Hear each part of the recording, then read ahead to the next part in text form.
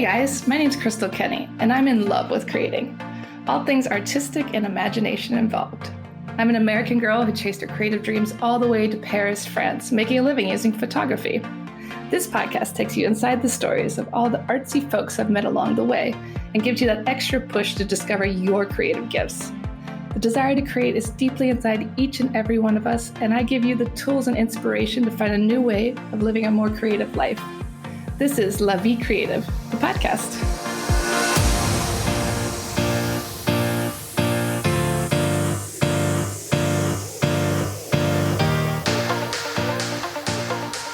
Show, I interview Annelies Danielle Schubert. Annelies is originally from Chile, but she moved to Paris in around 2015. She now specializes in printmaking and running creator workshops. We learn about what creativity means to her and how her life has changed since moving to the City of Light. Annelies, how are you today? I'm doing good, thank you. Thank you for having me today, Crystal. I know we were just talking about earlier how cold it got in Paris, and now we're freezing, but it's getting, we were complaining about the heat before. We're never happy, are we? I know. I feel like it's one or the other. You know, you're either freezing or like suffering from a heat stroke. Yeah, we can't win. And it went from not wanting to be winter to like this full-on fall from one day to the next. So it's just been a bizarre transition moment. We're surviving. Yeah. So I want to go back to your original story. You moved to Paris in 2015, but you're originally from Chile, raised in Santiago. Tell us more about your story and what brought you here. So yeah, I've been born and raised in Santiago de Chile. My mom is from Bolivia. My dad is from the south of Chile. I actually lived in Bolivia as well for a couple of years, but I arrived to Paris, like end of 2014. I can't even say it was 2014 because I think it was like December 31st, 2014. So basically 2015. And I originally came here, for my studies. I wanted to study art. My parents really wanted me to go to the US. My brother studied in the US, so it just felt really natural to them, and it felt known. And no one in my family had studied or lived in Europe before. But I was just really not drawn to the US. It felt so massive. Then I was like, okay, I'm going to try Europe out. I know a little bit of French, and there were a couple of English speaking universities around Europe. So I applied to, different ones. Got into a really small but great art school here called Paris College of Art. And just decided to try it out and come and, follow an education in the arts.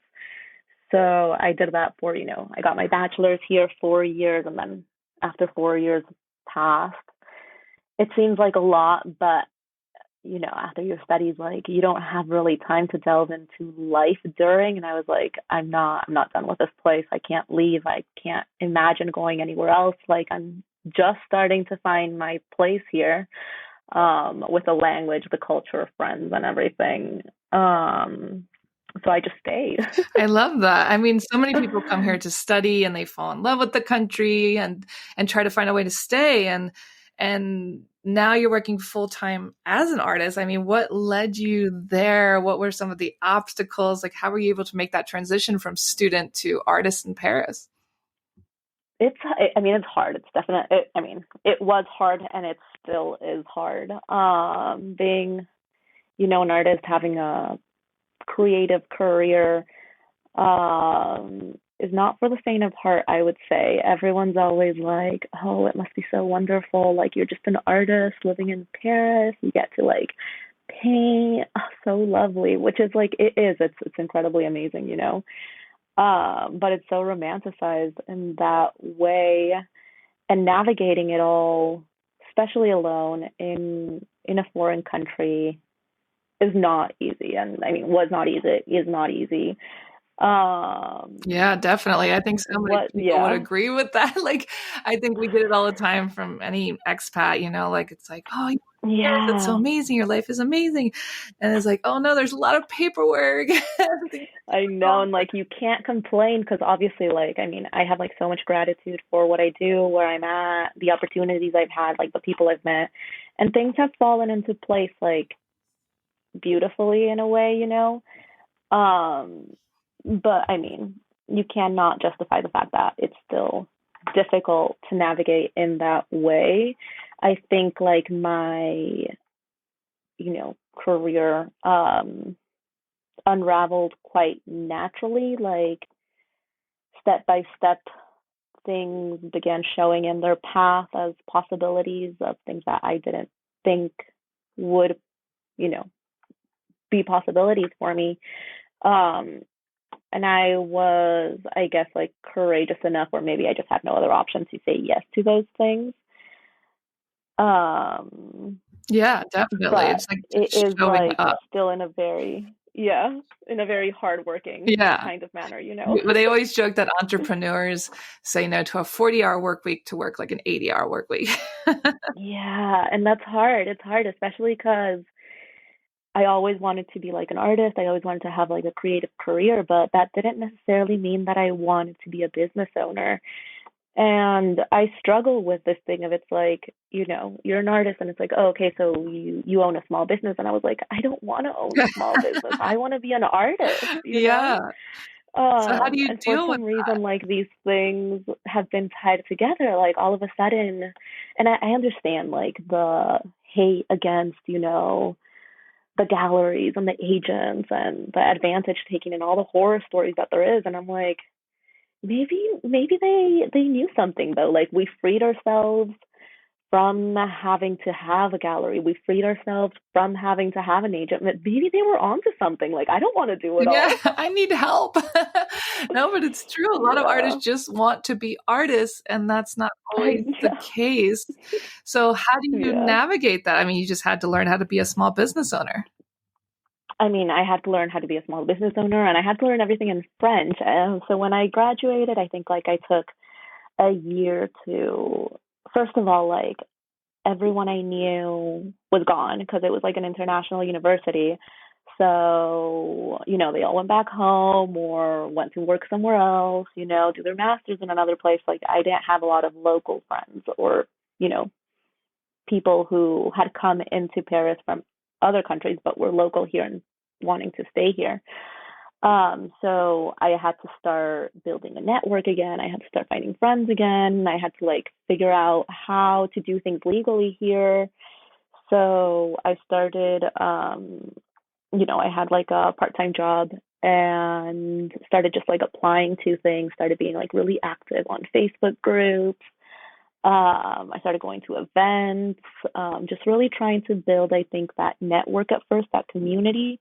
And that's what opened up more of the way of the things that happened later and like what, then I started teaching, then I started doing this, I started meeting people, etc. But really building the foundation of the people around me, Yeah, I mean, I that's, think was the main step and the first thing I kind of did yeah, unconsciously, the network. trying to like, hold on to life. Yeah, I was yeah, like, what because do I do? Just trying to find hands everywhere to yeah, pull me out. but you're also lonely, right? It's and people don't talk about it all the time how lonely it can be being alone here and you don't know anybody and you got to get those networks going and Yeah. it's so important to get your business going in any country. The networking, I think that's huge. And talk a Yeah. little. And I think that there's this like misconception in the community, like in people that like come to live in Paris and it's like, well, like you're not gonna be like you're not fully immersed if like 90% of your friends aren't like French or if like your job isn't in French. And I think that at the beginning I like struggled with this like lie that was so prominent within me that I was like, oh no, like I have to get a job in French. I have to like live my life in French. I have to like my friends have to like speak French. And that was really like a really big block. And then I was like, but there's like this whole other pool of like people struggling the way I'm struggling to connect with the French. Like, why don't I just connect with them? Yeah, why am I making my life harder? Yeah, and then that's what I think really helped me as well. Yeah, definitely. I think my expat friends have been really wonderful and I've made a lot of wonderful French friends too, but like it is nice to have people that can relate to the trouble you face here sometimes. Um, Yeah. talk a little bit about your art. Talk about what you create. What are your favorite like mediums? What are you working on today? So I'm very mixed media. I'm drawn to just making, I'm drawn to like curiosity, I'm drawn to discovering new ways of creating beauty. So my practice has like waves of just different techniques and mediums and like ways of exploration. I started a lot with in the beginning of my career doing a lot of like embroidery, experimental and like more figurative, like large scale, small scale, as well as a lot of painting. I was doing a lot of abstract painting with oil painting, which I used to call them painting and now I call them prints. Just because of the way that I was using the paint was more in like a printmaking manner, but I hadn't noticed at the time. But when I like got out of college, I got what would we call this? A residency at this really great space called 59 Rivoli, and I was there for around like 8 months. So I had a studio, but I didn't have like any equipment, and I wanted to produce artwork that was large, but also artwork that was like in smaller scale, and that could be like easily reproduced because one of the great advantages that 59 Rivoli has is that you're open to the public. So there's people that come into the space and actually like interact with you and interact with your art and see what you're doing. And I wanted to like profit off of this like financially as well. You know, we're like struggling to make a buck. So I wanted to create original art, but that was also reproducible. So I started working a lot with printmaking, which was one of the techniques that I had like explored in college, and that I was really in love with. And I started working a lot with lino cuts. And then I kind of really fell in love with the medium like post college in my own way. And now I think, though I'm like a multidisciplinary artist, my main focus and expertise is actually in printmaking. And though I was doing a lot of oil paint at the beginning as well, like these like abstract oil paintings, the way that I was manipulating the paint was very much in a printmaking manner. So now I don't even say that like I used to do oil painting. I just used to do printmaking with oil paint. I love that. And your work is so beautiful. I was looking at some of it, like the colors are such great combinations and the designs and it's such a big deal to be in 59 Rivoli. Like that's like there's so many great artists in there. Talk a little bit about like that experience. Did you enjoy that? Because like basically you can tell the history probably better than me, but this was like an abandoned building that a bunch of artists took over and squatted in. And it's like right in the central of Paris, like a very expensive area and now it's a full-time artist residency space. They were able to take it. The government gave it to them finally legally. And talk a little bit about that. 59 really is an amazing space, not only because of like the visibility advantages that it has, but also just because of the community. I think the community of artists in the space is incredibly welcoming. They are like, no matter where you come from, who you are, what you do, they embrace you with open arms. You can be gone for a year and come a year later, and they'll remember who you are, and those connections are very much true. And it just came as well, like at a very specific point in my life where I had decided, okay, I'm going to try to do this. Like, I finished college, like, um, it's time for me to, see what I can create and see how I can push that out of just like my studios and into the real world. Um, and the opportunity of having that visibility, um, the timing was just perfect. It was a little bit like pre COVID, and I don't even know how to explain the way that like it opened up so much for me, not only because of the interactions with the people that visit the space, but just seeing so many other artists pushing themselves, pushing their art, pushing their creativity, and really giving it their all was incredibly inspiring. Though my time was incredibly exhausting as well, Yeah. just because of the amount that you give while you're there. It's a residency, but they give you a studio space, but you're expected to be there during opening hours, and obviously, like, you're there most of the time because when it's closed, you want to be able to get like some like real work done. So just like the interactions with the people, they're amazing, but it's exhausting while you're creating and you're hosting and you're explaining, and then people leave and the space closes, and then you're interacting with the artists, and then some artists leave and you stay and you're working and you're interacting with your practice, and all of this like every single day for 6 to 8 months. So It's a lot. it was, yeah, it was really nourishing, but when I left as well, I was like, wow, like it was a massive exhale, and then just like a little moment of rest, and no movement, nothing for myself before I could get back to it.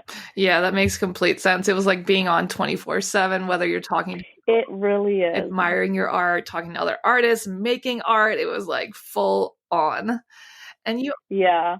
it makes sense though. That makes total sense. And you also co-founded Creative Gatherings Paris. It's a creative experience company that offers services and products to promote creative exploration. Talk more about that.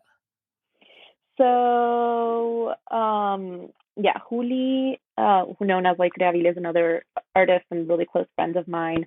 We met as well, I think, like 2019, post college, when I was telling you, like, I was super active on all of these like Facebook groups, and I was just like ready to meet people, ready to exchange, et cetera, et cetera.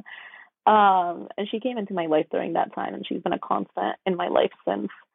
And we really wanted to fight against this idea that, I mean, everyone talks about it, that like artists are loners, like it's a very lonely career. I remember like in one of my first drawing classes in college, like my professor was talking to me about being an artist, and always he would always mention like and reiterate the fact that, yeah, like being an artist is great, but you're just gonna be alone. You're just gonna be alone. And she also felt the same way, and like this like hate against that idea.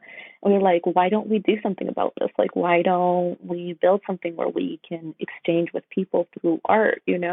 Why do we have to be alone? Why can't we open up the space for other people to join us? So that's kind of where creative gatherings came in. And we were both, in love with printmaking. We both worked with various printmaking techniques in our very own specific ways, with our own like creative languages. So we started hosting lino cut workshops. I don't know if you know what lino cut is. Lino cut is a printmaking technique. It's a relief printmaking technique where basically you have plaque, like a matrix, either out of wood or in linoleum. It's lino. In lino cut, it's linoleum, and you carve out all of the negative space, and then basically, create a stamp that you can print over and over again. So we started hosting these workshops at different cafes, in my studio, trying to collaborate with like public spaces, sometimes in the park, and just trying to like exchange and, really build relationships and community through creativity. And as we did that, we noticed that it wasn't just really great for us, but for the participants. Not only would they open up their creative possibility and see, like, because printmaking is kind of like a Pandora's box. Once you start doing it, all of these things start coming up, and like you can literally see it in people's faces, like their eyes lit up with like the possibility of more.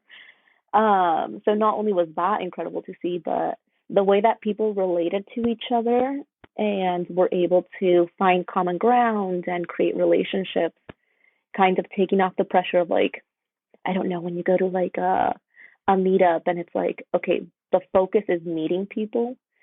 So it's a lot of pressure for someone, like being in a place and being like, oh, hi, like, what do you do? Like, what's your name? Like, I do this, I do that. But being able to relate to each other around an activity where you're learning with your hands made it easier for people to connect. And we were like, we have something here, which was incredible. Yeah, And then, just given just given like the circumstances of life, we ended up doing less and less workshops together, but more and more workshops individually. So Julie actually continues to do workshops in her studio, and I do workshops in my studio. And then every once in a while, we continue collaborating in events together, but not as much as we used to. Yeah, but what were you saying about people connecting and removing all that fear and anxiety through creating? I think that's something really beautiful. Like, it's easier to chat with people when you're all getting dirty with your hands or whatever. No, it really is, because then you're talking about something that you're doing and not having to like talk about yourself as much, and it's scary to talk about yourself and put yourself out there. I've been to like so many of these networking events and like you arrive late, so like all of the circles are already made. And then going up to like, the circle and you're like, hi, I don't know what you're talking about, but like I want to be part of this conversation. So hi. It's fearful, I mean, we do it because we have to, because we're people, but doing it around something that is not yourself is easier because, if somebody's working on something, you're like, oh, that's really cool. How do you do that? It's just a little bit more natural, I feel like. Definitely. I think it's like creates a conversation already without having to try too hard. Yeah, no, and you're like delving in your curiosity, you're experimenting with your hands, you're creating something. So you feel good, and doing that with others is just amazing. Yeah, talk a little bit more about that. You're like such an advocate for the power of creativity. Talk about more about what you mean by that. That's hard. I mean, I feel like everyone, isn't, I mean, not everyone, but everyone should be an advocate for creativity. I think it just opens up so much curiosity and playfulness in one's life when you're just constantly trying to find that creativity.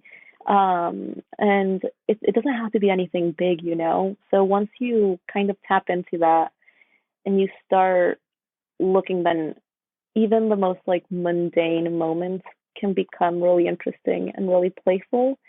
And with creativity, like we don't talk about, it doesn't mean that, you have to be an artist and you have to create these massive paintings and have a studio. But even the way that you move around life, like even the way that you get dressed, even the way that you put food on your plate, adding that kind of curiosity, creativity, and playfulness into those moments of your life adds so much value and make mundane things unmundane. I don't know if that makes sense. No, it makes complete sense. I couldn't agree more. As someone who wants everyone to learn about how to be creative, like I completely agree. And that brings me to my next question is, how would you define creativity in your own words? I just think it's being present, it's noticing. As I was saying, it's not about, creating, like, it's not about the outcome. Not everyone, but there may be like this misguided idea that being a creative means creating beautiful objects and creating beautiful things, but I think it's just like living intentionally and observing and seeing, and not being on autopilot, There's so much to play with around us, and if we put ourselves in autopilot and we just live like day by day, then all of that passes by. And living creatively really opens up to notice. I love the phrase living intentionally. I think that's so true. And especially in today's world where we're like, I got to pay my rent, I got to take care of the kids, whatever. It's like you forget to just, like you said, live intentionally, get out there. Yeah. It just brings you joy for the sake of bringing joy, not because of money or someone expects something of you. Exactly. And that's why I think like creativity as well, like as an artist, doesn't lie in whatever I create. And I really try to focus on this, which is hard, we're like such a end game culture, such an outcome culture, but I really try to focus my creativity and my energy in the process of creating things, because that's where creativity I think really lies, rather than in the outcome that is going to come out. And if you live that way with, not everything, because, you also need moments of autopilot. Like I need to doom scroll every once in a while to disconnect as well. But if you're intended in that process versus that outcome and you're doing that intentionally, I think that's when creativity and playfulness and curiosity come into play. And where do you think creativity comes from? I mean, obviously it's our life experiences, it's studying in art school, but do you believe in some of the more mythical ideas around it? Like you're just a vessel for these things to come through, that these ideas are floating around. Like, what do you believe? I mean, I love the idea, what's this book? Like a big magic idea that they're floating around. I think that's just so mystical and beautiful. And you're just open to grabbing things or not. But I think that, inspiration and all of these things are really in your power. And they're not just going to strike, but you have to do and like move and work in order for things to add up and, inspiration to strike. I'm a big believer that like artist blocks do not exist. I know that's really unpopular opinion because we've all been stuck in not being able to create something and not knowing what to create, and just feeling completely uninspired. And I think that's fine. I don't think that necessarily means that you're blocked, but I find the best way to get unblocked is just to grab and do. And thinking with your hands, the minute that you start folding up a paper, you start coloring in, you find, something to play with, you unfocus from the fact that you can't do, and wheels start turning and ideas start popping because you're actually in movement and you're not stagnant. If that kind of makes sense, Yeah, I think that's great advice because I've had many people come on the show and talk about writer's block, artist block, and it's like what you said, you keep moving and then it will come. It's the problem is when we get really stuck on like, oh, I need exactly this, or I need this much money, or I need this, that. And it's like, no, you just move with it and it will all kind of come together. I know. I really believe in that, and I believe in treating things and your practice especially as like research, not as outcome creation. I always tell my students, like we're not here to create outcome, but you're here to create visual research. Like you're literally researching things that work, things that don't work, and finding joy in that research, not in the, okay, step 1, 2, 3, 4. And I really don't allow for full-blown outcome ideas in my class. I'm like, you cannot plan, you cannot do like, what's your next step? Focus on that step and see where that leads to, and then decide based on that. Because that's when things really start happening in your mind and things really develop interestingly. Yeah, it's kind of like, once again, big magic where they talk about following your curiosity in that moment. Like, I'm really interested in gardening right now, and that led to this book, and so it's just following those little whispers. Exactly. And allowing those paths to like open up, Yeah, exactly. Let them sit and, become something. If you already moved past them and are already worried about the next thing, then you've already forgotten what could have been. Exactly. And what's next for you? What are any projects you're excited about? What's coming up around the corner for you? So right now it's just I'm studioless. I recently moved out of my studio, so all of my studio and all of my life is boxed up in a storage unit. So what's coming up next for me is finding a place to work. And I feel so stuck, like not having access to any of these things and not having a place to allow these things to unravel.